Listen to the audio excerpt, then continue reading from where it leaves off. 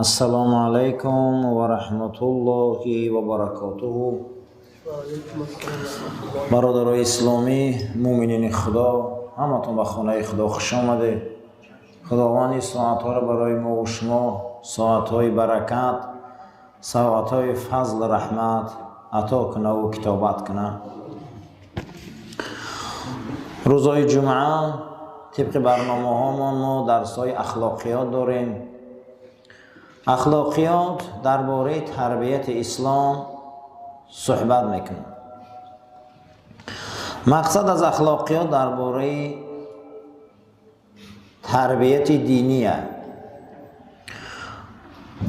حضرت سعدی در بوستانش بسیار یک پند زور و خیلی پند لذیذ برای ما و شما پیشنهاد میکنه که اطراف نظر کردم، همه را دیدم و خواستم که آدمی نزدیک به خودم یابم و دوست یابم. این بر دیدم همه طرف دیدم و در کلام خدا دیدم که خدا گفته که نحنو اقرب الیک من حبل الورید، من برای شما از رگای دلتونم نزدیکم. چون میکنی آدمی نزدیک افته دیگه، چون میکنی دوست گفته دیگه. این تربیه دین میگم. وقتی که خدا برای ما از رگای دلمونم نزدیک باشه، چی در کرد دیگه برای ما کوچوی تربیت های. باید شکایت هامون، دعاهامون، نیایشمون، صدقه هامون، احسان هامون همشه برای همو کنیم مخی برای ما از رگای دلمونم نزدیک بوده. بعد از اون حضرت گفت برای من چی در کرد دیگر مخلوق؟ وقتی که برای من از رگای دلمون نزدیک باشه، بیا همو را قپون.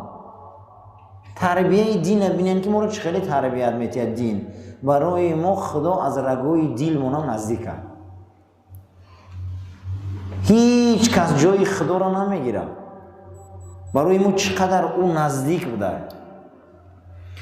روزهای جمعه ما درسای اخلاقیات میمونیم که ما تربیت یاد گیریم، اخلاق یاد گیریم. حضرت علی کرم الله وجهه یک آثار عجیب حضرت روایت کردین، یعنی آثار صحابه که در دین ما حجت و دلیل میشوند. گفته یک روز میشه که اسلام مثل یک پوستین وبر. پوستین وبر چی را میگن؟ پوستین وبر درنش ای سرب مثل میخ نیزه ها ساخته میشود که او را میپوشید تنت سیخ میکنه. ای بیرونش پوستین هست که او ای پوست خیرس میشه، پشم خیرس.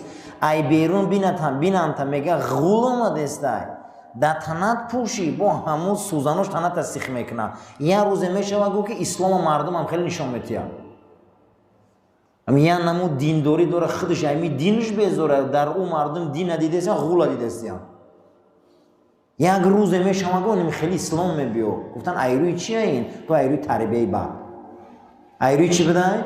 تربیه بد. تربیه بدی مسلمان اسلام رنگ غول نشان میتیم. تربیه بدی مسلمان اسلام رنگ خیرس نشان میتیم. هم خودش ایمو دین استفاده نمیبره، نمیتونه برده، برای که بدنش سیخ داره، همو پوستی نه، بدنش سیخ کرده است. میگن زن تا سطر پوشان میترسه، میگن دایوس نشه و میترسه، سیخ داره شن. اما میگه که تو مسلمان نیست، میگه نه الحمدلله مسلمانم. این کارو نکن، بدنش سیخ میکنه، اما پوسته میترسم و کارو کردن. دینش گفته است. اما با میگه که اوخی بیوخی چی به نکاح میکنی باشم؟ نکاح همه قپا، نکاح برش همه قپا. اسلام در نظرش رنگی همه پوستینی مقداره، بدنش خروشیده است، نصفش قبول داره نصفش نه، بیرونش مثل غول نشان داده است. یک تربیتایی که مردم نگاه میکنه اسلام همچون یک جاندار باری میبینه در بدنشان. حیرون میشم، میگم یه اسلامش همه مسلمانیش. گفتن ای چی میشه؟ تربیه بد. اگر تربیت نکنیم برادرو، اگر این منبرها خب کنن، این منبرها تربیت نکنن، این منبرها مردم به سوی انسانیت دعوت، به سوی کاری نیک دعوت نکنن، انسان بسیار تربیه بد خیلی دین هم خیلی نشان میتیم. دین همین خیلی نشان میتیم. یک دوره بود که کلاسیکای ما سله های کلان، ریش های کلان، جلک های کلان، همین خیل کلاسیکایی بودن که همون بزرگای ما قلمشون قدی دنیا را نقش بستن. بعد اندک بعد تربیتای اومد دیگه ای کجا سلاها رفت، ریشا تراشیده شد، به جای او جلکا کاستوم بروپوشی شد، یک نمود کارای شد. انسان حیران میشود. تربیه را ببینین که 100 ساله شاعرای ما را یک نمود نشان داد که از اون میبینی و از کلاسیک نفرت میبینی. کلاسیکای ما چه خیلی شخصیت ها بودن، کدام مدرسه ها را تمام کردن، کیا بودن اونها؟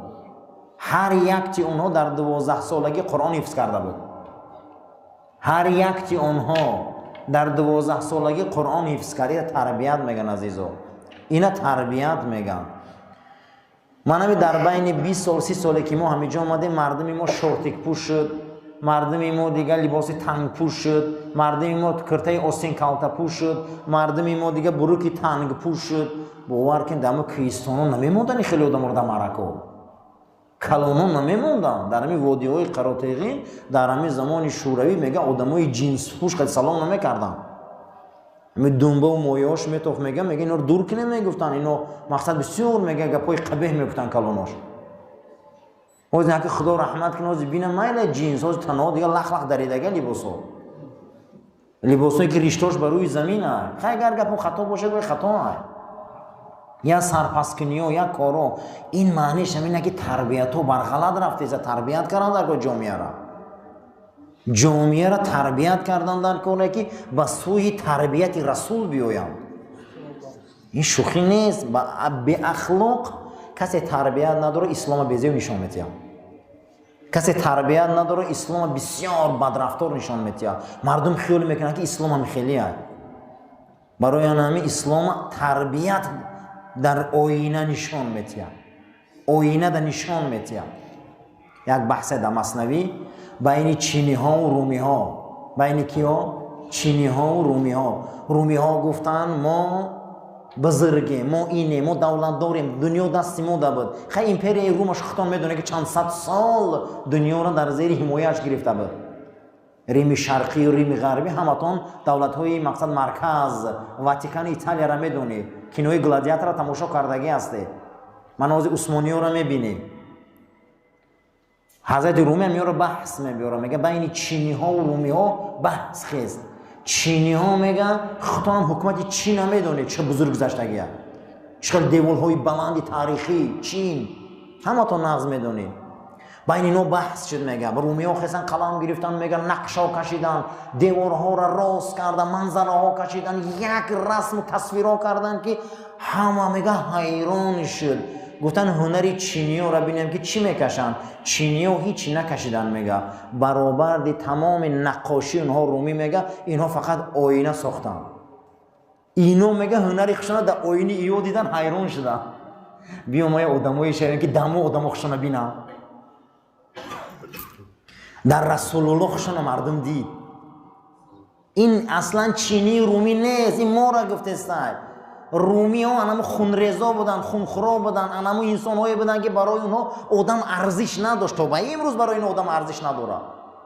و برای مسیحیت آدم ارزش نداره. برای منفعتشون هزار آدم قربانی کردن اینو. اما میگه این چینی ها کیان؟ میگه اینا آدم های اهل تربیتن، اهل عرفانن، اینها آینه میبیوی در یو خطه میبینی. در رسول الله صحابه خشمیدید. امروز همینه عزیزو، تربیت بده، تربیه بده.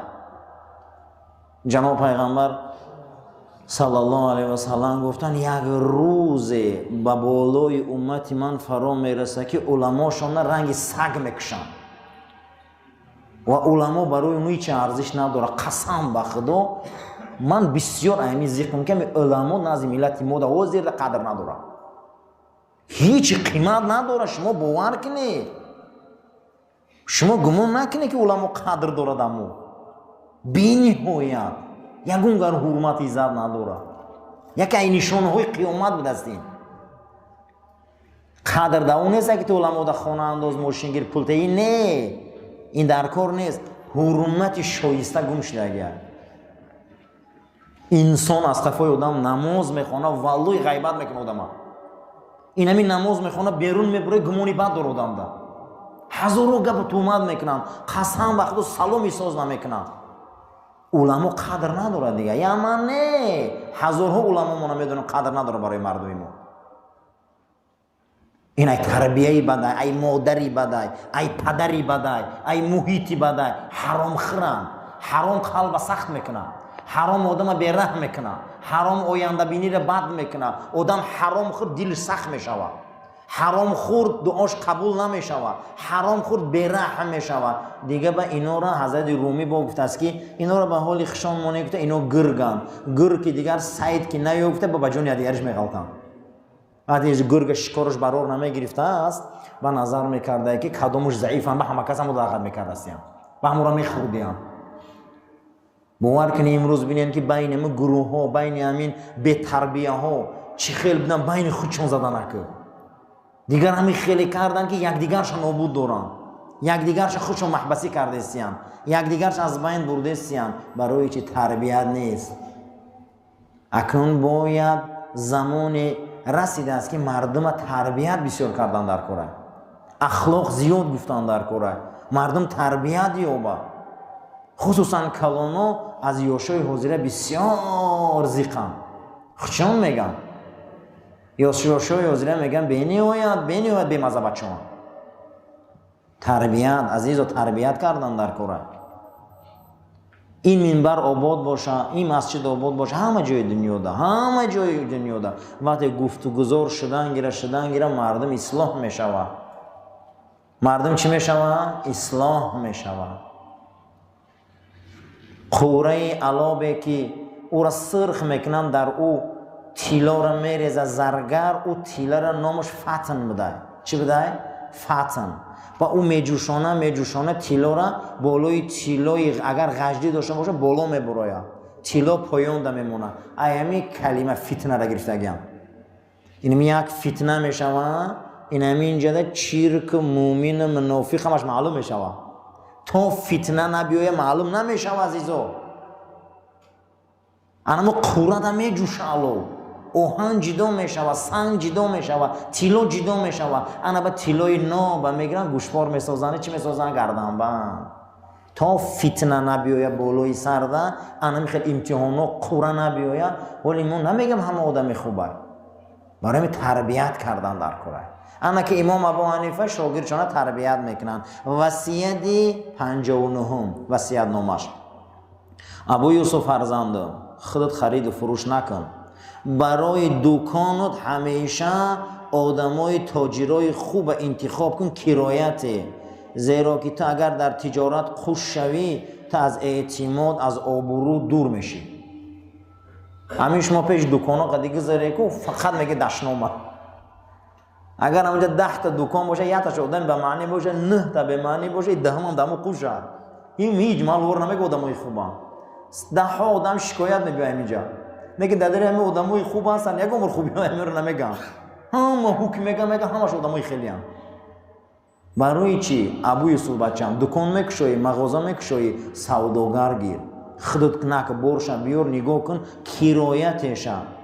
то виқорут пеши мардум боқӣ бимона, обуруд боқӣ бимона.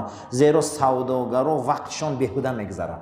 савдогар мардум вақте мешинас тиҷорат мекунад, ино вақтошон беҳуда мегзарад. ними ҳамиёра пас бенамозам. шумо не нагӯе. ё намозша қазо мекунад, ё намозша намехонад, ё ана ҳамаҷа ғавғо то бегар мумкин бегам даҳанаш дар мекунад гав задан бечорохи. ҳамута хоб меша, бомдод намехонад. аку ин ай илму китоб дур ай дига бечора. кӯшиш ки худат савдо накӯ. ягон савдогар гир.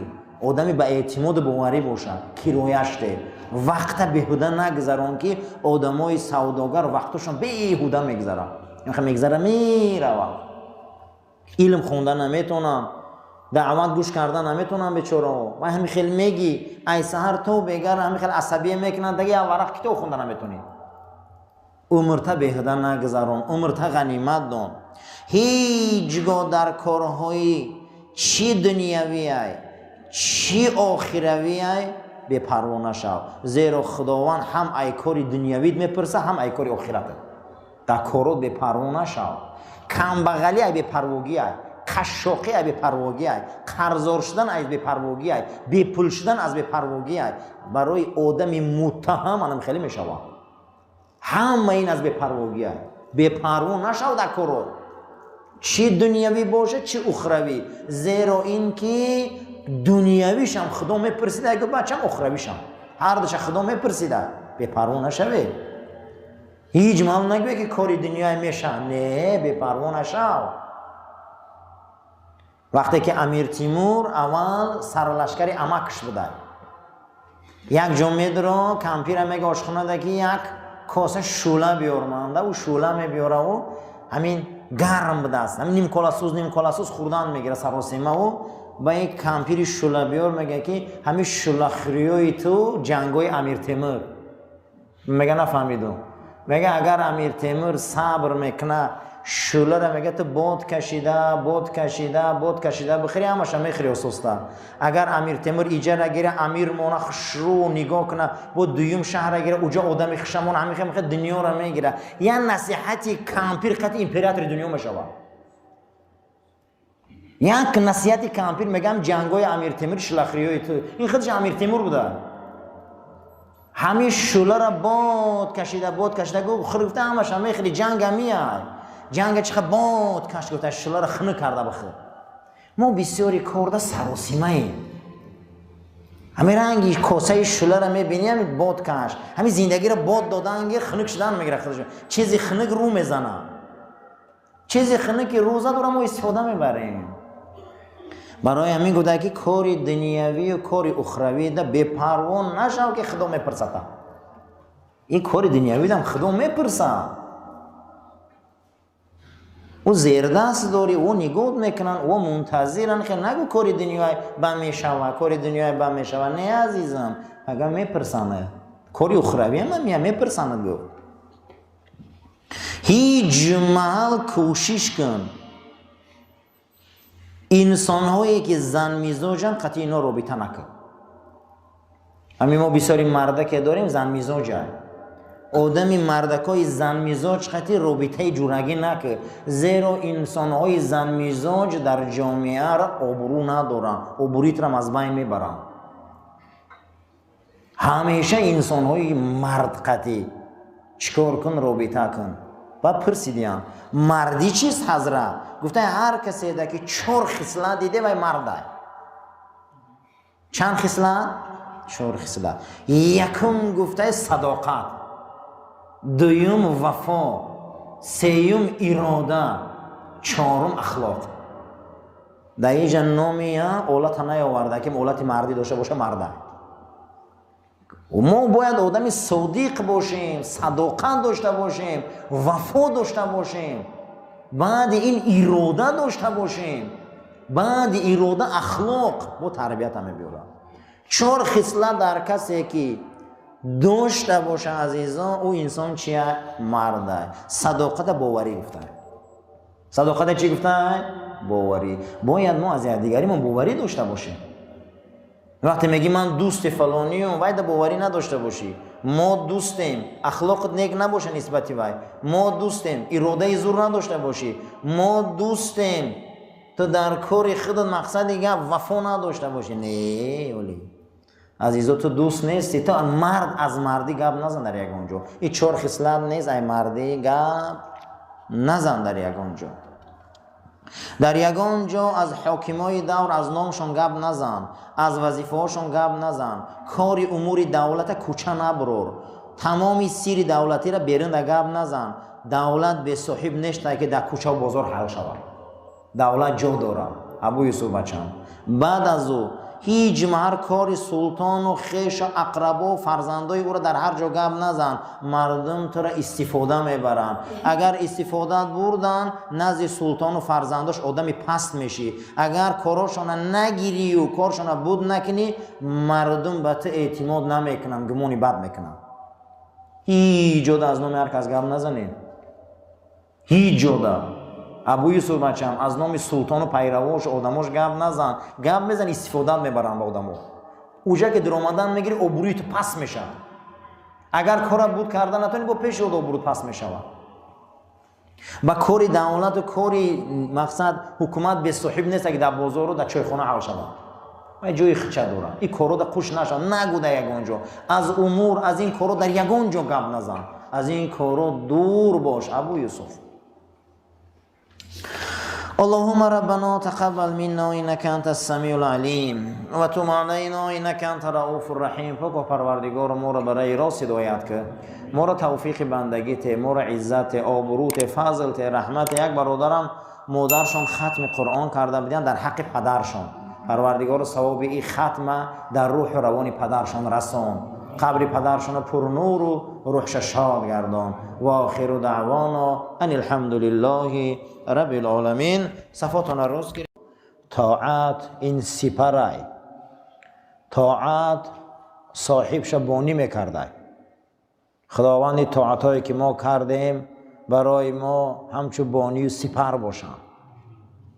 طاعت انسان همیشه حیرز، همیشه سپرش بوده است. برای همه بودن که صدقه ردی بلا رسول اکرم صلی الله علیه و سلم فرمودن که برای بیماری هاتون و برای مشکلاتاتون صدقه تهی تا کشایش بیاره پروردگار در کاراتون. خب اکنون بحث و مناظره ما هر یک روز جمعه درباره اخلاق و تربیت از دیدگاه اسلام است. اخلاق و تربیت از دیدگاه چی بوده است؟ اسلام. اسلام آدم در اخلاق نمی داده، اسلام آدم تربیت می داده. اگر خودت اخلاق در خودت نتی، اسلام تربیت چه به تمام صنعتاش مونده.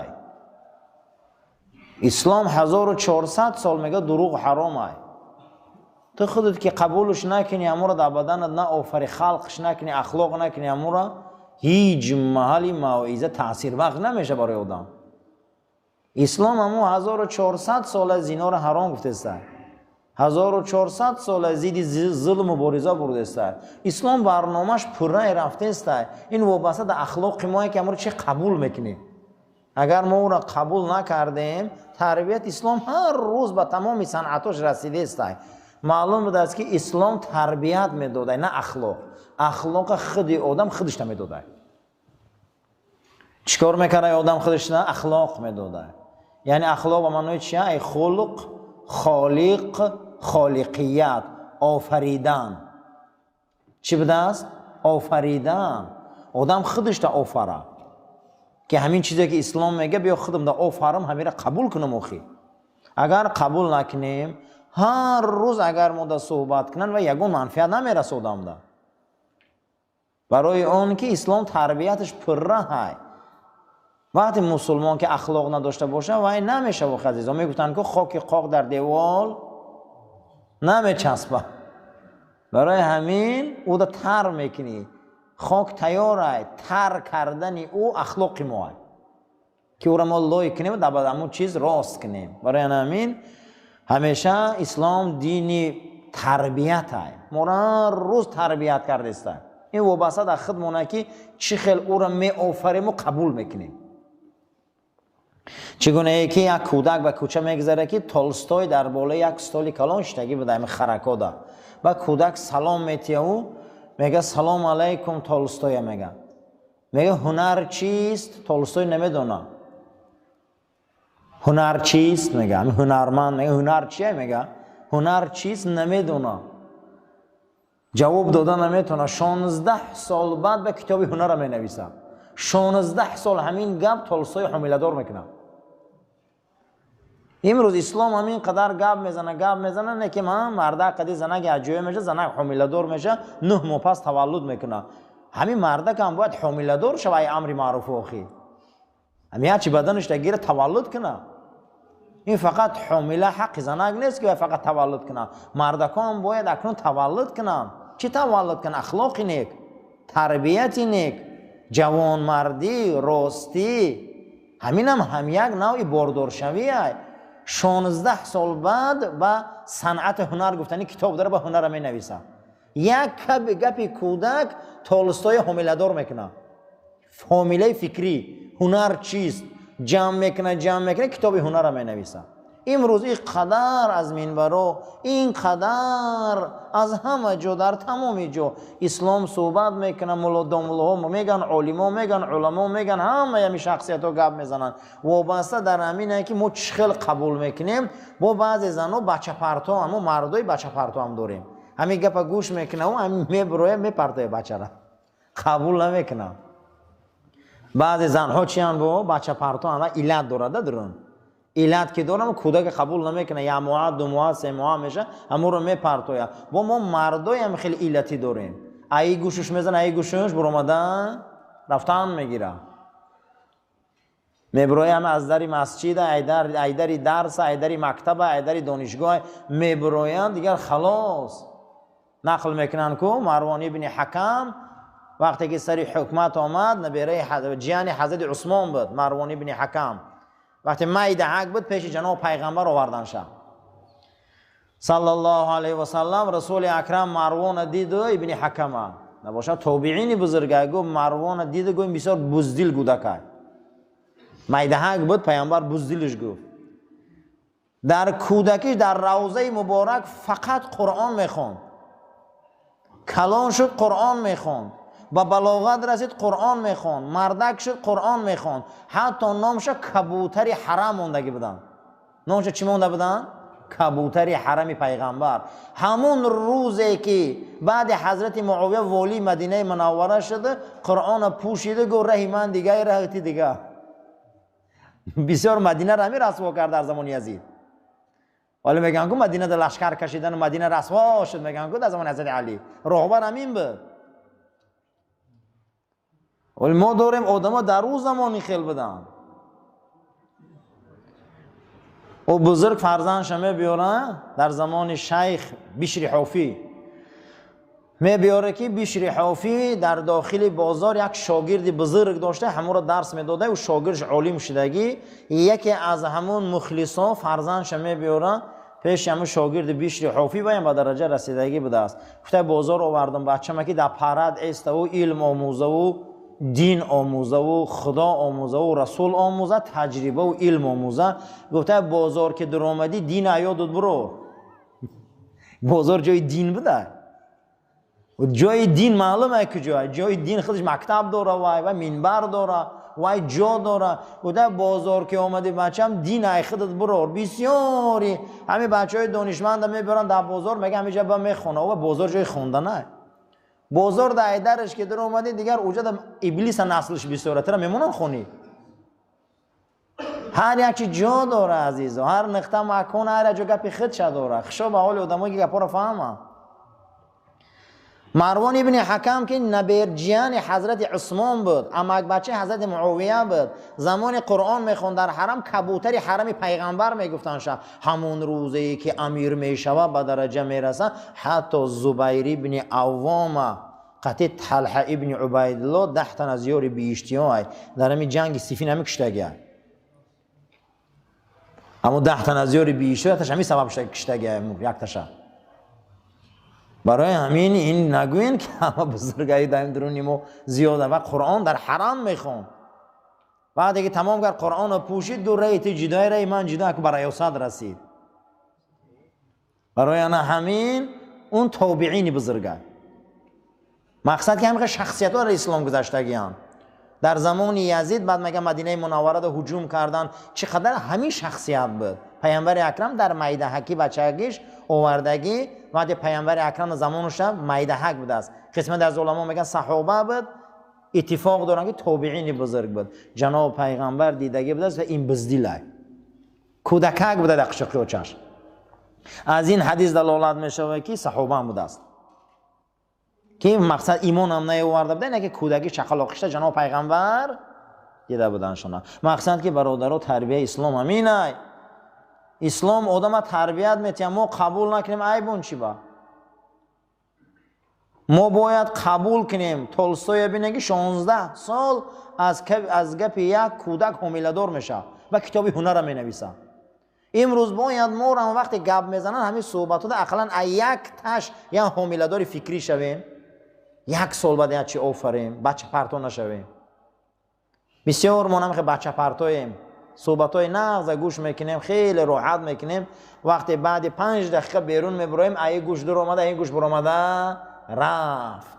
رنگ مروان ابن حکم میشیم با خدا رحمتش کنه. بگو دیگه رای تو جدا اکنون و رای ما جدا مکمو برای استاد رسیدیم، کوریخمون سر میکنیم اکو. برای همین باید قرآن ما را اخلاق تیا، تربیت تیا، اخلاق خودمون میتیم و تربیه را اسلام میتیم. اسلام دینی تربیه. خب اکنون ما درباره اخلاق و تربیت صحبتامون آغاز میکنیم. وصیت‌نامه رقم 68. ابو یوسف فرزندم، همیشه مرگ به یاد بیار برای استادات و مشایخ و آن شخصیت هایی که از آنها علم و دین آموختی. همیشه طلب آموزیش کن در نماز و در همه حالت. در حق استادا دعا کنی، در حق معلمو دعا کنی، در حق آدمایی که از وای علم گرفتیم دعا کنی. گفته و همیشه مرگ یاد کن ابو یوسف فرزندم. رقم 69 وصیت‌نامه‌اش، بر تلاوت قرآن همیشه بردوام باش، زیرا که تلاوت قرآن در روح، در جسم، در دست و پایت، در روحت نور میتیه. و کسی که به قرآن اگر مشغول باشه او انسان از جمله زیانکاران نیست. ابو یوسف مداومت قرآن تلاوت کن، مداومت با قرآن باش. قبرستان ها و مکان های مقدسه را بسیار زیارت کن، زیرا قبرستان یاد آخرت بسیار میبیاره. و مکان های مقدسه که بزرگا مسجد های بزرگ ساختن، قدمجاهای بزرگ ساختن، مثل مدینه منوره، بیت المقدس و حرم شریف، زیارت زیاد رو. این جاها را زیارت کن. با ملاقات علمای زنده و مشایخ زنده زیاد رو، زیرا که علمای زنده و مشایخ زنده 1000 بار از علمای مرده و مشایخ مرده برترند. و زنده ها را خبر گیری، مرده ها محتاج دعا هم. از اینکه دیگه عالم خبرگیری هم از بین رفت. خدا رحمت کنه. موسویدای پیشتر را هر هفته خانه عالم میرفتن، هر هفته در صحبت یا عالم میشتن پیشتر بزرگا. از اینا که از بین رفت، این چیا گم شد، این انان، این فرهنگا رفت. در همه کوهستانا هم علما را هر هفته خبرگیری میرفت، در صحبتاش میشیشت. ای صحبتای وای دلش آب میشد. چی و امروز ما رو دنیا حیف کرد. محبت دنیا ما رو چیکار کرد؟ حیف کرد. یکی از اخلاقهای رذیله، اخلاقهای پست و انسان اخلاق تربیت چه پست میکرده، این محبت دنیا بوده. کدام دنیا؟ آیا همه دنیا، مطلق دنیا، یا جزء دنیا؟ نه، جزء دنیا. کدام؟ گفتن همون انسانی را که خداشم دین شوه، وای خداشم دنیا شوه، پیغمبرشم دنیا شوه، وجدانشم دنیا شوه، همه چیزش دنیا شوه. این گونه دنیا را دوست داشتن کفره. همین خیلی دنیاداری کفره. یکی از اخلاقهای بد انمین بده که کسی ای خدا و پیغمبر و دین و وجدان و آدم و آدمگری قرآن را بالا کنه. چیکار کنه عزیزان؟ قرآنش بالا کنه و ایش دینش دنیاش بالا کنه. اگر نه همین ها دنیاش بالا کرد، این پسترین رذیلترین اخلاقه. چون خداوند یهودی ها را لعنت کرد برای که از تورات و آیین موسی دنیا را بالا دانستند. خداوند در سوره نجم آیه 29 گفت اعوذ بالله من الشیطان الرجیم فاعرض عمن تولی عن ذکرنا ولم یرید الا حیات الدنیا. پس روی گردان از اون کسی که از آیین ما رو میگردانه و میلش به سوی دنیا دوستداری زیاده. پیغمبر این آدمو دور شو. کسی که اگر ای اسلام و دین و پیغمبرش خداش دنیاش بالا دانه، ای آدمو دور شوه که اینا بد اخلاق ترین آدمو در زمینه. اینا اخلاق ما رو رسوا میکنن، اینا فرزندای ما رو از برنامه میبرارن، اینا مردم به خدا میکنن، اینا شب کلوب های معیشتی میسازن، اینا میکنن هزار نقطه های معیشی، اینا پروای سلامتی فرزندای ما ندارن. از اینا دور باش. ذالک مبلغهم من العلم ان ربک هو اعلم بمن ضل عن سبیله و هو، پروردگارت میدونه. ذالک مبلغهم من العلم، اینا رو میگن از علم و معلومات همین قدم میگه عقلیو میرسه. عقلیو میگه همین قدم میرسه. چند قدم میرسه؟ عقل و فراست اینو میگه همین قید دیگه. به خاطر دنیاش ده این پروای قیامتش نداره، به خاطر دنیاش ده این پروای رسولش نداره، به خاطر دنیاش ده پروای ابرو نداره، به خاطر دنیاش ده این پروای یگون چیز نداره. ذالک مبلغهم من العلم. آرام باشه بچه ها، نرسید عصبی آدم ده. ذالک مبلغهم من العلم، یعنی که انا همیه میگه مبلغ علم همی قم فهمن میگه. یک انسان میبیو یک انسان خونش تعریف میکنه، اوه همو قم فهمه، این دزیغ نشوه و خدا هم که فراست داده. یک انسان دیگه میبیو مولی آدم تعریف میکنه و خدا میگه همو قم فهمه او و دزیغ نشوه و خدا همو اخلاق داده. یا آدم میبیو یک کاری دیگر را وصف میکنه حیران میشی. یک انسانی هسته که یک آدم خوردنش تعریف میکنه، وصفش تعریف میکنه. ذالک مبلغهم من العلم، اینو میگه همین قدانیش دارن آخی. اینو نمیدونن اولی او حیاتی بعدی مرگی را، اینو نمیفهمن خدمت رسول الله را، اینا نمیفهمن خدمت این علما را، اینا نمیفهمن خدمت این مسجد را، اینا نمیفهمن میگه خدمت این مسجد را، اینا نمیفهمن میگه. اینا مبلغ علمشون همیقه های. اما خدای تو میدونه که کی هدایت مییابه کی هدایت نمییابه. او خودش میدونه. کسی را که دانست برای او علم اخلاق و تربیت میتیه.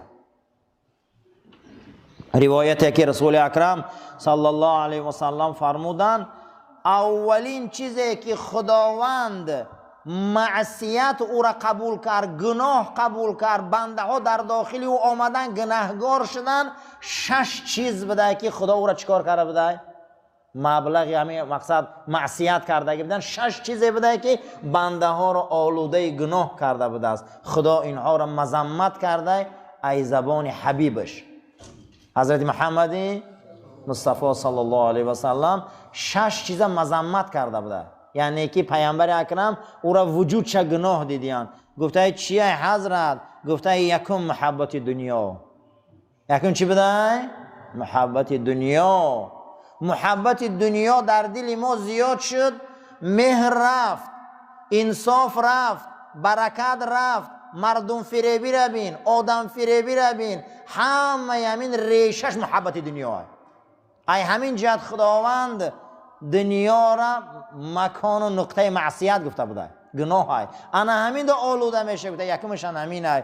دویم گفته محبت ریاست. اینو می امروز بینه که برای این کرسی ها، برای این حکمرانی ها چی تهمت ها میکنن در حق دیگریش، چی برنامه ریزی ها، چی مبارزه ها، چی آدم نسکنی ها، چی آدم از بین بری ها. این برای چیه؟ محبت همون کرسی و ریاست. در وجود این گو محبت نکنش ما زیاد که در وجودش معصیت بده. سیوم گو محبت خوراک خوری ها. کدام خوراک خوری ها؟ همون خوراکی ده که محبت کردی دیگه نمیدونی او ای حلال و ای حرام اومده است، ای شبهه اومده است. بسیاری بعد گفته شکم پرست نشوی. آدمای شکم پرست نمیدونن که ای حرامه یا ای شبهه نمیدونن دیگه. پیامبر میگه در وجود این شکم چرانی ها ما معصیت دیدم. چهارم گفته محبت زنهای بیگانه. محبت زنهای بیگانه را وجودش معصیت. شما باور کنید عزیزا امروز یک شکایت های زن ها میبیانده همیجا از روی همین مردهای زنجلاب. باور کنید همین خیلی زندگی را نکردنش خوبه. باور کنید یک رازای محرمانه را همونجا کشف میکنن، یک گپ و یک صحبت ها میشوه. محبت زنهای نامحرم بسیار نکنه، گفته که این اخلاق رذیله. خدا زن داد از گفته نه برای این مسخره کنی، محبت سخت نکنه. گفته در این زنهای بیگانه در محبت کردن از پسترین اخلاق بوده، از پسترین اخلاق. امروز نه برای مرد طبیعت مونده و نه برای مرد عفت مونده و نه برای مرد همون اشتها. یک زنا را زن کرده سیان باور کنی وجودی اون زن هم ببینی همش گناه های. چه خیلی همین طبیعت های پست پیدا شدن بچه های جوانی و زیراده. مرد باید طبیعت داشته باشه، مرد باید از زنی بسم الله الرحمن الرحیم داشته باشه. زن یا مرد اخلاقا پست شد، پیامبر گفت محبتی زنهای بیگانه داده نشوه که حیفتان میکنن. اخلاقای رذیله انمین ده گفت. پنجم گفت محبتی خواب از حد زیاد. خواب از حد زیاد آدم غافل میکنه. آدم از بسیاری خوبی ها از روی همین خوابی به معنی های. خوابی به معنی آدم به توفیق میکنه. خوابی به معنی آدم قشاق میکنه. خوابی به معنی آدم غفلت زده میکنه. خوابی به معنی انسان جاهل میکنه. جای غافل جاهل بد اخلاق جهنمه. باید مسلمان از خواب بسیار هم پرهیز کنه. ششم از حد زیاد معیشت راحت کردن. راحتی از حد زیاد و معیشت از حد زیاد هم آدم غافل میکرده است. در وجود این 6 چیز جناب پیغمبر گفت از رمکش برای گفت من جنایت دیدم. ای زبان خدا مذمت شده بوده.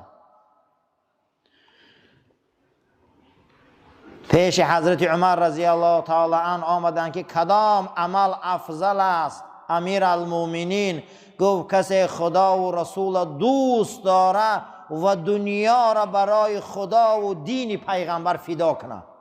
خشاب حال آدمایی که انی کار کنه.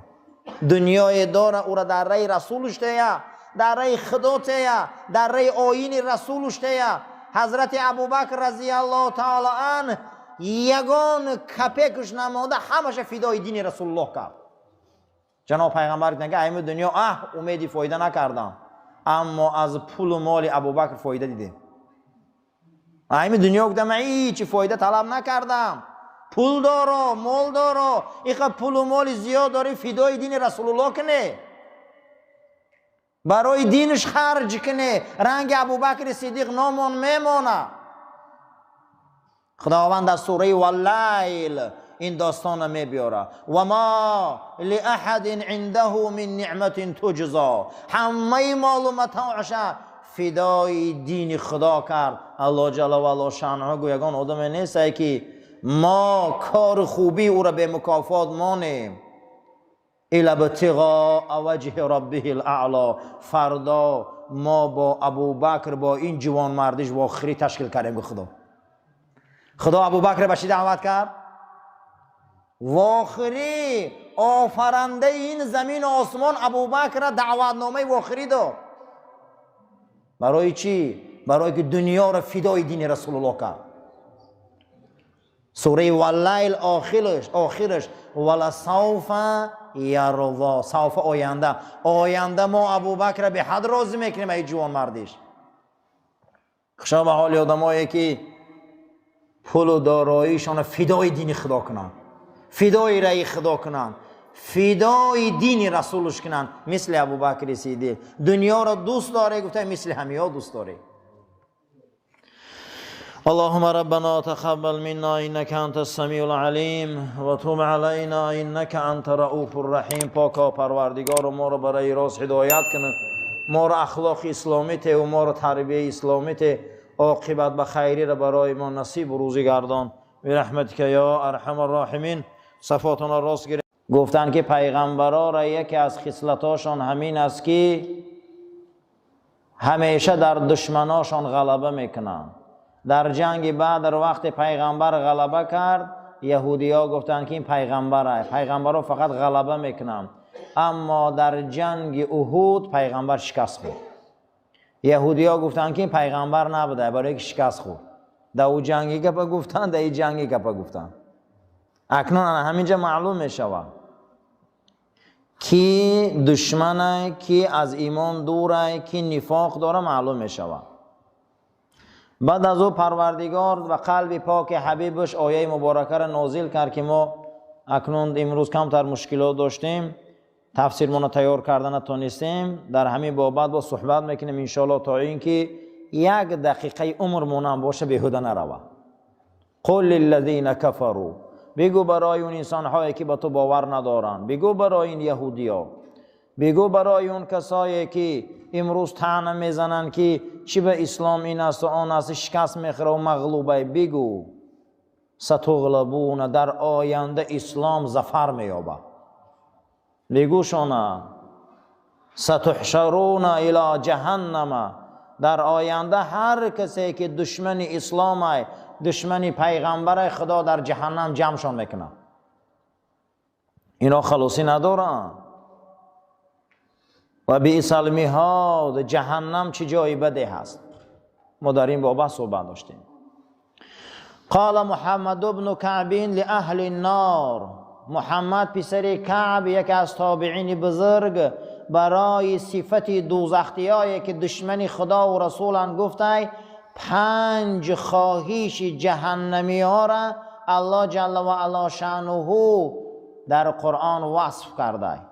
جهنمی ها را 5 خواهش میکردین اما خدا جواب دادگی بده. جواب خدا در 4 جاش بده.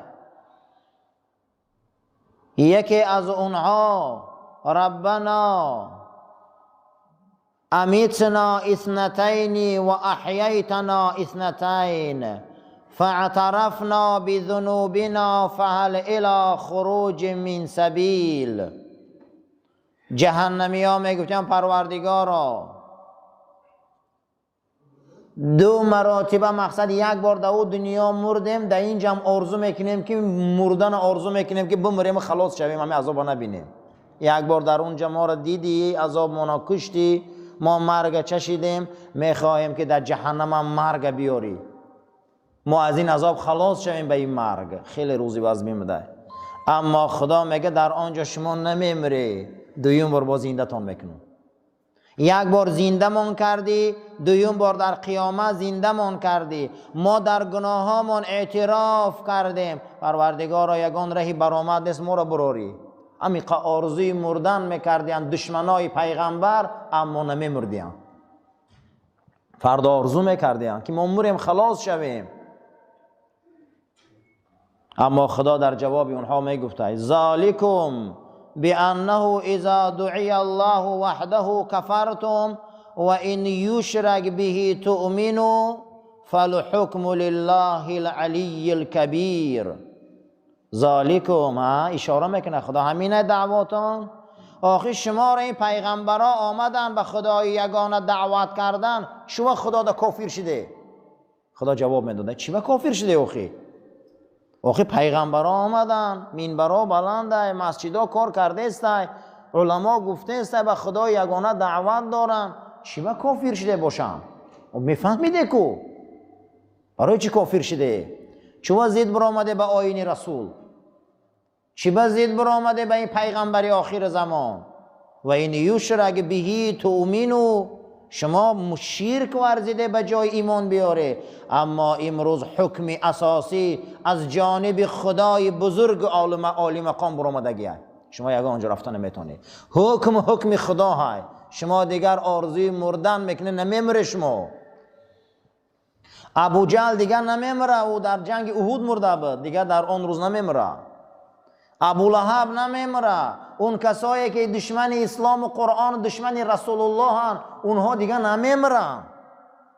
آرزو میکردین که ما مریم اما نمیمردیم. خدا میگفته آخر دعوت آمد، همش آمد، شما به جای ایمان بیاری چی کار کرده؟ برای چی این کار میکنی؟ چی بکرده؟ یکم سوال شانده جواب می آمده چی بکرده؟ بعد از او میگفتیم پروردگارا ابصرنا، ما دیدیم، سمعنا، شنیدیم، فرجعنا، بازگشتیم، میگردیم، عمل خوب میکنیم. با خدا جواب میداده، میگفتیم فهمیدیم، دیدیم چگونه که جناب پیغمبر صلی الله علیه و سلم فرمودن بنده رو وقتی در لحد میموندین، ملائکه های منکر و نکیر میدیده، میگفته که من اجازت میتیه که گشت خونم روم. چی میخواستای؟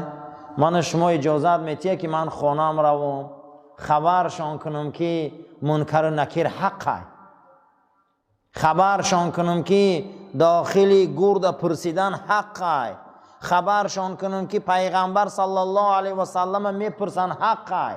برای اون گپ زنم ملائکه میگرد و میامدن منکر نکیر میگفتن که نوم خواب کنه که کنومت العروس، رنگ خواب عروس خواب زنه که دیگه برای تو رخصت نیست، حکم برای تو تمام شد دیگه. همین که زاره میکنی دیگه خلاص، همون روز حکم سود برارن تو همین قدر زاره میکنی و تغییر نمیوبه.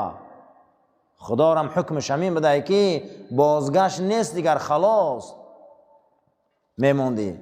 میگه پروردگار ما دیدیم، فهمیدیم، شنیدیم، میخواهیم بازگردیم عمل خوب کنیم که دیدیم عذاب جهنم.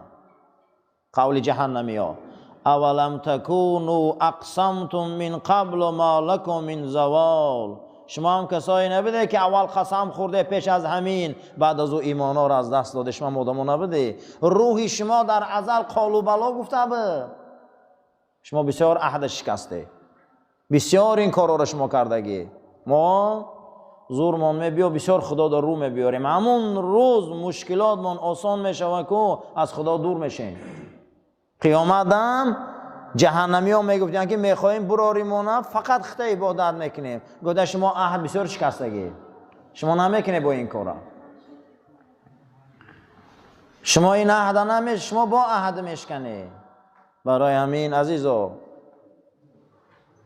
هر کسی که دشمنی رسول ای، هر کسی که دشمنی قرآن ای، هر کسی که دشمنی اسلام ای، هر کسی که در این آیه مبارکه پیغمبر در دشمن حقیقتی آیینش او در جهنم ابدی میسوخته، او در جهنم چی میسوخته؟ ابدی میسوخته.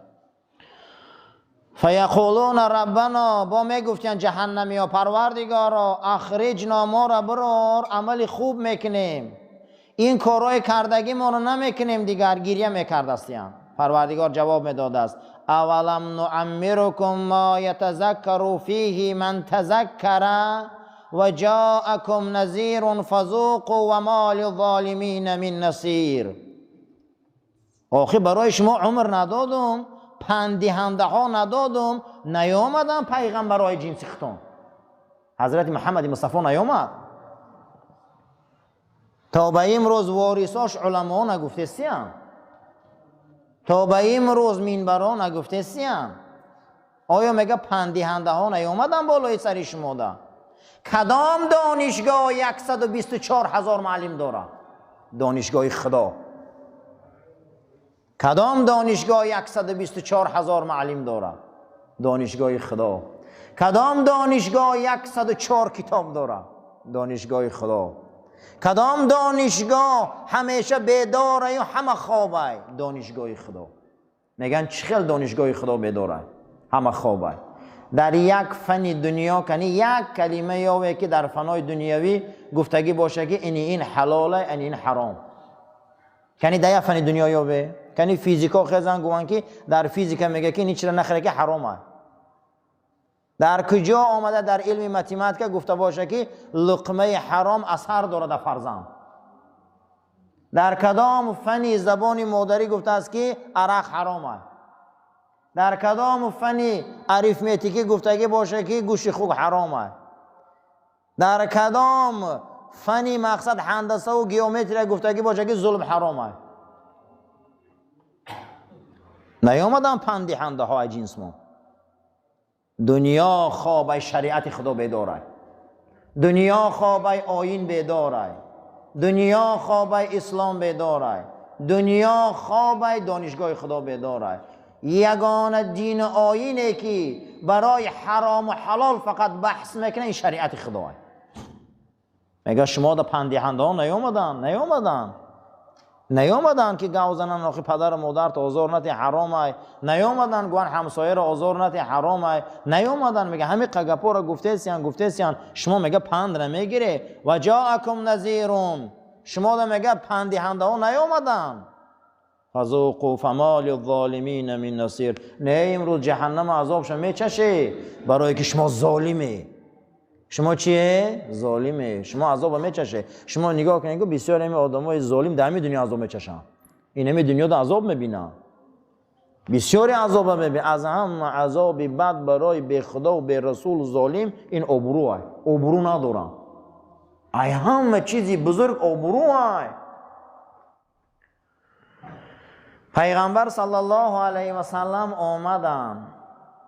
ای تمام مهربانی های دنیا مهربانی رسول الله فرق میکنه. چگونه فرق میکنه؟ مهربانی امروز دنیا هر روز گفته است چیزی قیمت میشه، چیزی ارزان میشه، دنیا بیزه میشه، دنیا تنج میشه، بیرجه این شد، بریل نفت این شد، دلار بلند شد، دلار پس شد. همین قدر مهربانی دارن. اما رسول الله اومده است میگه عمرتون به معنی رفته است. پیغمبر غمی عمر میخوره. پیغمبر غمی چی را میخورده؟ عمر. میگه ان الانسان لفی خسر. ای عمرت به هده گذشته است. ای آدم عمر تا به هده گذرانده استی. عمری رنگ حباب. حباب چی را میگن؟ پوپک بالای آب. ای عمرت به معنی ای عزیزم. پیغمبر اومده است میگه عمرت به معنی. پیغمبر چیکار داره در پول و مال و سرمایه و طلا و بریل نفت؟ عمر تا به هده نگذران. میگه ای بنده عمر در خسران ای، عمر در زیان ای، عمر تا به هده نگذران. برای همین فذوقوا بچش عذاب جهنم. الله جل و علا شانو جواب میداده برای آدمای ظالم هیچ کس یاردم نمیکنه. امروز ظالم که یاردم میکنه؟ هیچ کس یاردم کرده نمیتونه. به روز گفت آن سلطان ابرار بفرمود از لب شیرین شکروار. یعنی جناب پیغمبر از این لب شیرین زبان مبارک یک کلمه شیرین گفت. بگفت ای فاطمه ای امت الله. ای فاطمه بچم، ای امت خدا، بگو ذکر خدا باش آگاه. یاد خدا را کن، آگاه شو. مگویی که پیامبر زاده ام من. و پگه نگویی من دختری پیغمبرم. میانی بندگان آزاده ام من. ما در بین بنده ها جداش کننده ام. اینا نگویی با که فردا تمام قیامت گفت موقوفی عمل هاست وگرنه در رهی طاعت خلل هاست. پگه خدا ای عمل میپرسه، پگه نمیگه که تو دختری کی بچه کی و نکنی بچه میخیلی را. من در بین آدم ها خوش رو من اینم، من بابام این بوده امام این نمیشه. و گفت میانی بندگان آزاده ام من. نکنی این کارا. پگه از اون نمیپرسه، پگه از عمل میپرسه. برای همین حدیث صحیح مسلمه معویزه را گوش کنه که روز قیامت یک گروه آدم ها میمون میخستیان. چی میخستیان؟ میمون. گوشاشان کر. میگفتن کیانیا؟ میگفتن در گوشاشان با سربای جهنم ریزه. اینا دا معویزه میکنی با شوخی میکنن. عزیزا من یگان ارتیستم که شوخی کردیست اینجا دا. من گپی خدا و رسول گفتستم. من چیز قرآن گفتستم. والله آدم پگه لعنتی میشوه. پیامبر گفتن بسیاری آدم ها مسجد میبیان گناه گرفته میرون. برای همین هر چی را ارزش قائل شوه. یک چاینک چای چایخانه چی میتین 50 روبل تانا میگیرن. یک معلم یونیورسیته لکسیا میخونه، هر لکسیاش $70. وقتی که درس تیار میکنی ارزش قائل شوه آدم دا. در آمده اللهم افتح لی ابواب رحمه. خدایا در رحمت من دهوی که. من یگان اینجا یگان صحنه تیرک نیست خندیده شینین. آمده به خاطر خدا و رسول در این عزیزا. من قول خدا و رسول را گفتستم. و از همین بالای منبر وقتی قبول دعا به حرمت قولش دعا میکنم. در آمده عزیزان مهربونی قدید روی. خدا نغز میدونین که ابو جهل و ابو لهب مسخره میکردن رسول الله را. تبت نازل شده حقشان. سوره اقرار آخرش نازل شده حقشان. جهنمی بدنشان. صفحه را راست گیره. تلفناتون را خاموش کنین. خداوند هممون برای راست هدایت کنه. یگان تایمو در اینجا باقی نیستیم و باقی نمیمونیم. هر انسان وقتی که آمد زندگی کرد از خودش یک اثر در دنیا میمونه. از این حیات و از این زندگی، از این فرزند، از این زن با همش یک مهمان سرای باری گذشته می رود. خوشا به حال انسان هایی که در این دنیا نیک زندگی کردن، نیک پوشیدن، نیک خوردن، از تمام نیکی ها استفاده کردن. درگاه خداوند همش نیکیه. وقتی که ما نیکی ها را نبینیم گمان میکنیم که همه جا بدیه. نه، همه جا نیکیه. همه چیز پروردگار برای بندش اگر بیاره از اول میدهک باشه به آست آستا کلان میشوه. بزرگا گفتیان مگر مصیبت که همون روز وزبین میبیایه و از پگش سبک شدن میگیره. این همی رحمت خدایی که مصیبت و وزبین می آمده است از پگه با سبک میشده. اگر مصیبت سبک می آمده و وزبین میشد آدم ها حلاک میشده. مصیبت و وزبین می آمده است از فردا با سبک شدن می گرفته. الحمدلله. هزار بار شکر که ما فراموش میکنیم. اگر ما فراموش نکنیم دنیا کلید میشوه. این قدر در حق ما ظلم و استبداد و تهمت ها میکنن. این قدر لغزش و کمبوتی ها میشوه. این قدر بین آدم ناشکری ها میشوه. با پروردگار نیروی فراموش ما داده که ما فراموش میکنیم. اگر فراموش نکنیم زندگی کرده نمیتونیم. با پیام قرآن که ان مع العسر یسرا، ان مع العسر یسرا، تاکید بالای تاکید که در هر وزبینی یک سبوکی ای، در هر وزبینی یک سبوکی ای. الحمدلله که وزبینی ها می رفته سبوکی ها می آمده. معلومه که دنیا در تغییرات بوده. الحمدلله. مصیبت ابدی نیست، خرسندی هم ابدی نیست. برای همین هر یک این به وقت خودش برای ما یک شربت دارد. حضرت عمر رضی الله تعالی عنه وقتی که ام المؤمنین عایشه صدیقه را میپرسن میگه از همه روز وزبین روز مرگ رسول اکرم بود صلی الله علیه و سلم. برای همه ما میگه وزبین بود، لیکن میگه ما هر آن کار کردیم که خدا خرسند بود. گفت چیکار کردیم؟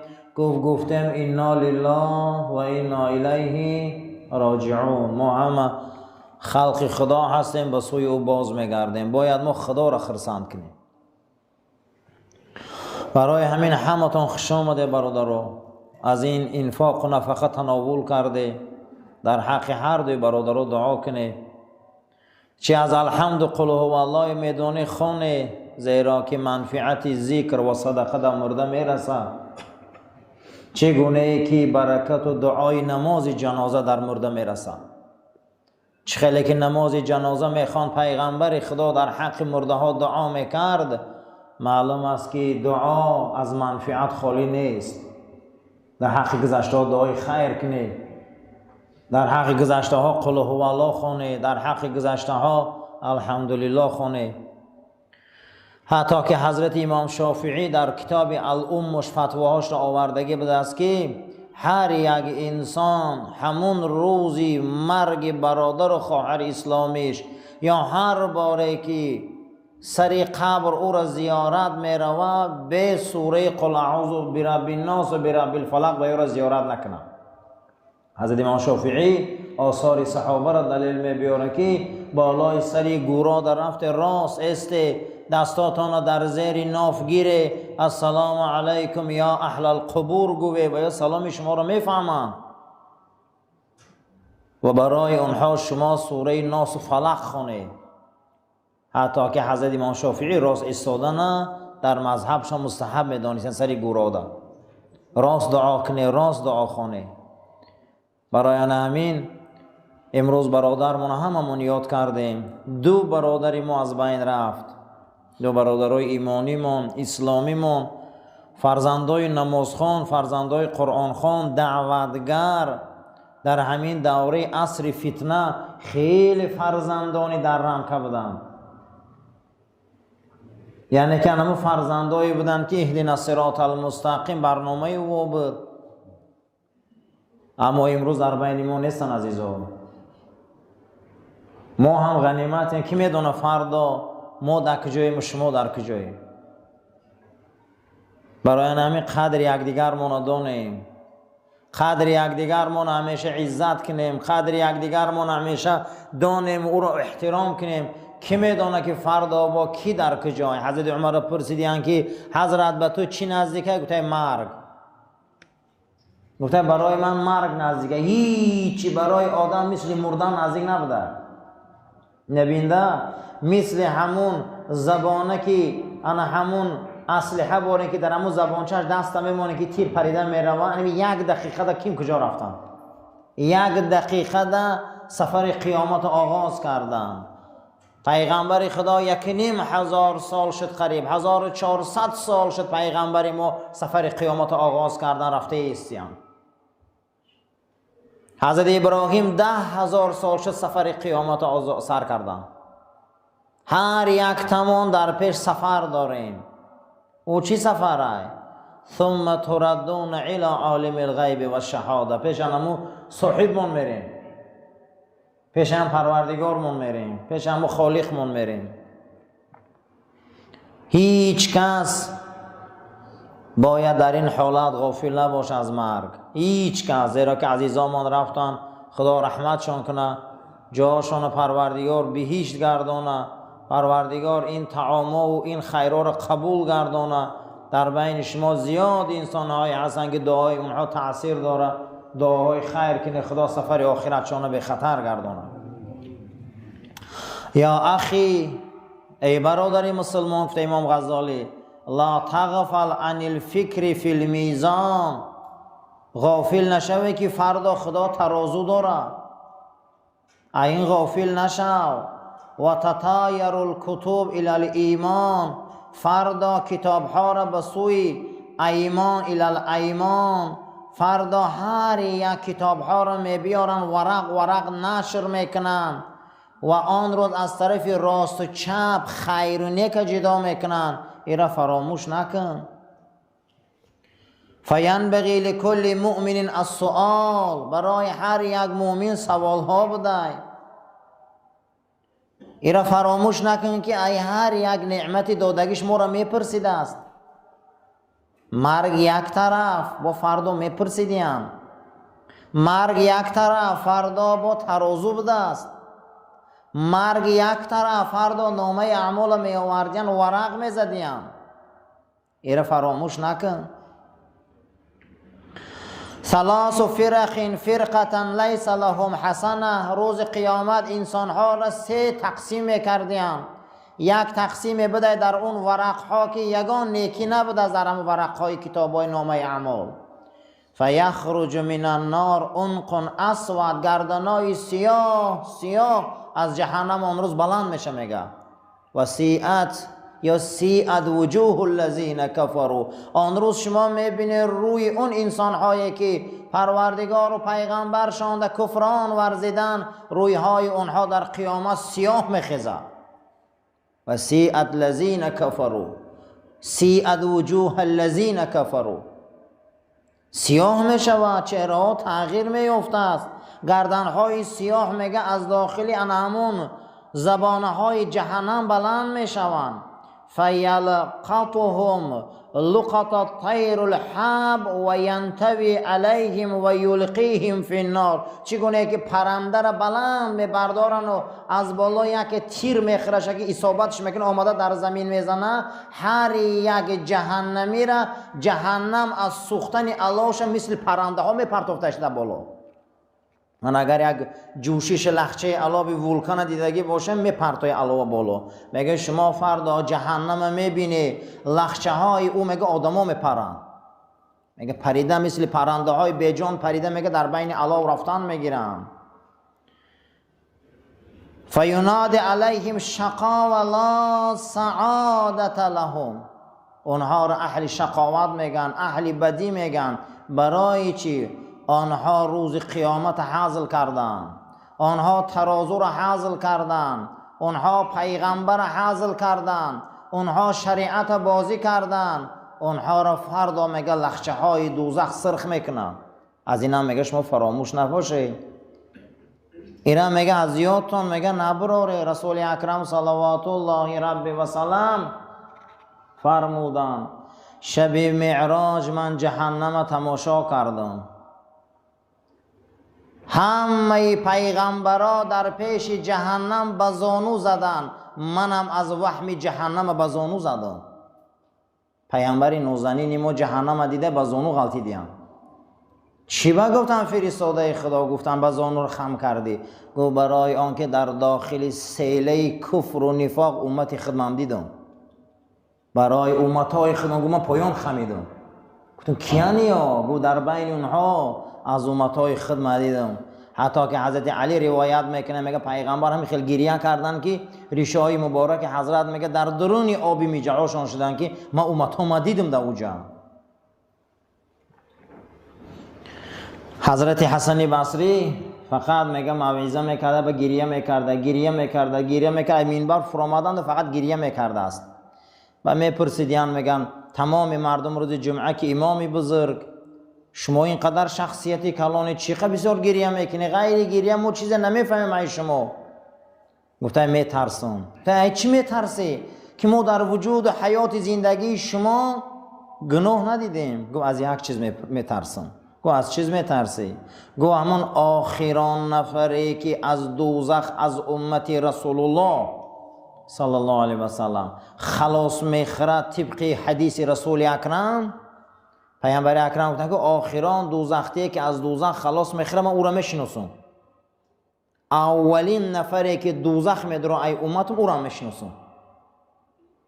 گفت همون پیامبر گفت آخران دوزختی که از دوزخ میبره از امتهای من برای همین گریه میکنم که هوای من نباشم. من برای همین گریه میکنم. گفت من از میزان میترسم، من از حساب میترسم.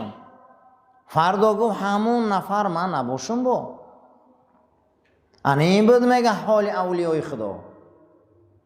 این بود حال اون نفری که 60 صحابه را زیارت کرده.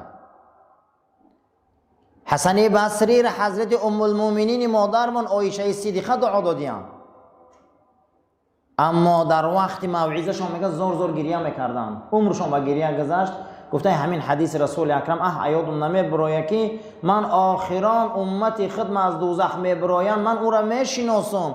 گفت میترسم هوای من نباشم. فقط میگه حیاتش به همین میگذشت. این حدیث در هم بخاری در روایت میشه هم مسلم ده. این همه مونده کار داره هوای من نباشه. یکی هوای من نباشه. فرزند انسان ایرا اصلا از یاد نبرار که گروه از انسان ها بدین که اونها مثل پرنده در دوزخ میسوختیان. اینها نفرایی بود است که در میزان در ترازو هیچ مال خوبی های اونها بلند نیامد، گناهاشون زیاد آمد. از داوود علیه السلام شب گریه کرده بود است که پروردگارا میخواهم که همه ترازوی حساب تبینم. چی تبینم؟ گفتن ترازوی حساب تبینم. میگه پروردگار رفعت علیه الحجاب، پرده ها را میگه برداشت.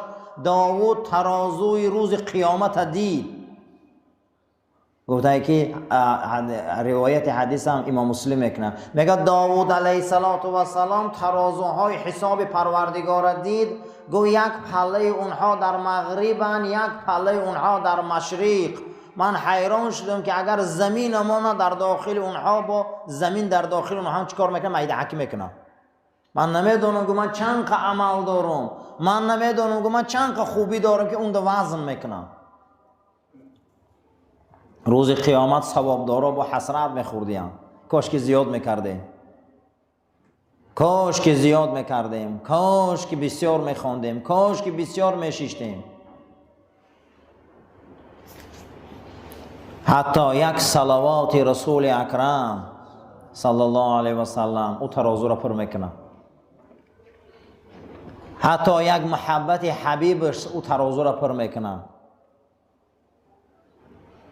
حتی که یک شهادت رسول ما را به ایمان از این دنیا میبره. همه اینها در پیش پیامبر آخر زمان، در محبت او، در صلوات او، در عشق او، همه این عزیزا یک میجه زدن. میزان حقه. این یکی از عقیده اهل سنت و جماعت هایی که ما را ترازو میکنن. پگه نامه‌های اعمال منو وزن میکردیم. فرزندی آدم غافل نباش. روایت حسن بصری بده این که رسول اکرم صلی الله علیه و سلم سرش از خانه عایشه درون کردند رضی الله تعالی عنه. فنعس فذكرت الآخرة فبكت حتى سال دمعها فنقد على خد رسول الله صلى الله عليه وسلم فانتبهه فقال ما يبكيك يا عائشة؟ قالت ذكرت الآخرة هل تذكرون أهليكم يوم القيامة. جناب پیغمبر میگه سرش میگه از حجره عایشه درون کردن که عایشه غناب داشتن. بعد از اون میگه ذکر آخرت کردن که عزیز عایشه ایجاشون گریه کردم خیلی خیسم بسیار گریه کردم. بعد از اون آمدن پیغمبر رو آگاه کردم. پیغمبر آمد که عایشه چی گریه میکنی؟ آیه عایشه گفت فرستاده خدا آخرت و ترازو را یادم دا آوردی برای من گریه کردم. ما میترسیم اهلی هم باشیم که چه خیلی نجات میابیم. بعد از او پیغمبر گفت قسم به نام آن خدایی که جان من در دست اوست این نغز دانین که شما هیچ محل در سه حالت اگر نام من در زبان شما بیای قطعی صلوات گفت هیچ محل در ترازو شما را عذاب نمیکنم، در وزن کشیدن شما را عذاب نمیکنم. کجا هست ای فرستاده خدا؟ گفت هر کسی نام من میفهمه صلوات میگه، هر کسی که بعد از نمازاش صلوات من میخوانه، هر کسی که از دنیا به صلوات و شهادت من میگذره ایرا نغز دانه که پروردگار حساب کتابی او را فردا در ترازو سبوک میکنه. برای همین نماز ما به صلوات درست نمیشه. ما اللهم صل علی و اللهم بارک علی میخونیم. کسی نام رسول اکرم میفهمه صلوات فرسته. کسی اگر مرگش به صلوات میگذشته عایشه گفت قیامتت خیلی سبکه. خشا به حال انسانی که حیاتش به صلوات گذره، خشا به حال انسانی که رسولش دوست داره، خشا به حال انسانی که با پیامبر صلی الله علیه و سلم عهد داشته باشه. و عن انس قال یؤتی بابن آدم یوم القیامت حتی یوقف بین کفتی المیزان. از انس روایت بده که روز قیامت برای هر فرزند آدم پیش دو کتفش تمام کتفاش ترازو را میبیارن میمونن. موکل های ترازو اما ملائکه ها میبیایم او را وزن میکشن، حتی وزن میکشن صدا بلند میشوه که فلانی در وزن بهشتی شد. میگه همه میفهمه. صدا بلند میشه که فلانی جهنمی شد، همه میفهمه. خدای ما را صدامون به سوی جنت بلند شود. خدای ما را آن روز ملائکه ها اعلان کنن که فلانی ها همش بهشتی هستند. در بین ما یه نفری هست که اهل بهشت است. یک روایت که امام غزالی میبیاره یا نباش بده. نباش کفن دزد میگن. شب میرفته کفن ها رو میدزدیده، روز میره نماز جنازه رو میخونه که کفنی خوشرو میگه خیلی شب که میرم میدزدم خیلی پولی خوبه. شب میره میگه هوی میکنه که در داخل لحد کفن جدا کردن دکی صدا بلند میشه که ای بهشتی بس نمیکنی اولیام. در حال میگه چیما رو مونده گریختنی میشوه. حتی که در زمان حضرت حسن بصری میگه رخ داده این کار. حاطف از صدا میبدری لحد میگه خیلی بهشتی عمری من، میگه عمری من میگه در همین دزدی کفن گذشته خیلی بهشتیم. گفته جنازه همین دا بدی؟ گفته بله. گفته در جنازه همین به طریق پنهان حسن بصری آمدگی بود، هیچ کس وی ندیده بود. همین جنازه دا شریک شده خان خدا به طفیل حسن این اولیاش و عالم دورش تمام گناه همون روزه اشتراک کننده ها را بخشید. همشان ده مهری بهشت ماند تا نخود دوباره با دوزخ روی نکمی کرده. بین ما ده یک کسی هست که به طفیل او خدا گناه ما رو میبخشه. ما اولیای خدا رو نمیشناسیم. ما دوستای خدا رو نمیشناسیم. اونها قالبشان در پیش ما هست، اما روحی اونها در دیگر منطقه های، فکری اونها در دیگر منطقه های. وقتی که در حضرت صوفی علایار شیشتن در رنگ مبارک یک تمیخل داعی دعوتگر بالای منبر وصف دوزخ بیش کرده است، این خندیدن میگیره، میگن ای دیوانه چی میخندی؟ گفته پیش ما در بین دوزخ بیش یک قدم است. همین بخوام گفته قدم هم میمونم میدرم. دوستای خدا تا این درجه را مستی خدا هم ناز میکنن به خدا. چیکار میکنن؟ ناز میکنن. گفته شما چگونه که پیامبر میگه که درباره دوزخ بیش گپ زد بعد گفت که دوزخ دیدگی همه خواب کرد. صحابه هم خواب کرد، گفتن نه. با عبدالله ابن عمر یاش بچه‌ک بود، گفت من دیدگیم. وقتی درباره دوزخ بیش گپ میزدن صوفی علایار بخندید. تا چی میخندی آخی؟ این جای خنده دوزخ ده. گو پیش اولیای خدا یک قدم های. هم دوزخش میبینیم گو ما هم بیشه. خشا به حال انسان هایی که در بین ما هم خیلی با دوستای خدا هستن. خدای با تو فعل هم خیلی دوستا مهارم آدم خوب کنه، مهارم اهل هدایت کنه، مهارم اهل توفیق کنه.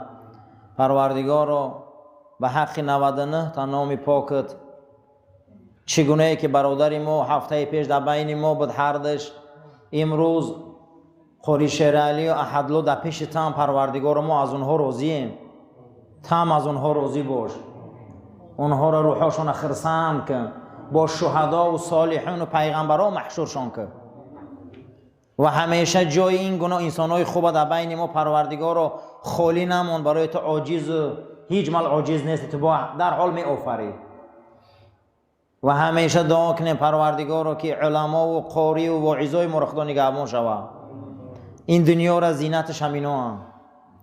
اللهم ربنا آتنا فی الدنیا حسنة و فی الآخرة حسنة و قنا عذاب النار و صلی الله تعالی خیر خلق محمد و علی اصحاب الاجمعین. پروردگار این جوان مردایی که در این خیر صح موندن مثل بازار سینای دیگر جوان مردا پروردگار برکت را در کسب کارشون عطا کنه. این مسجد آباد زیبا نگه دار. خاندانی قاری شیر علی رقدی احدالله زنده هاش صبر ته. پروردگار گوراشون پر نور کن. این جمعیت ما را جمعیت خیر گردان. پروردگار این بازار دا برکت و فیض زیاد گردان. صفی جوان مرداش زیاد کن. یکی دودگیشان دا پروردگار هزار ته. هر کسی را در اینجا چی سهمی که من از خدمت و از همه کار پروردگار اجر و مکافات شخص از خزانه های غیب عطا فرما و این سفر دو برادری ما را به خطر گردان برحمتک یا ارحم الراحمین.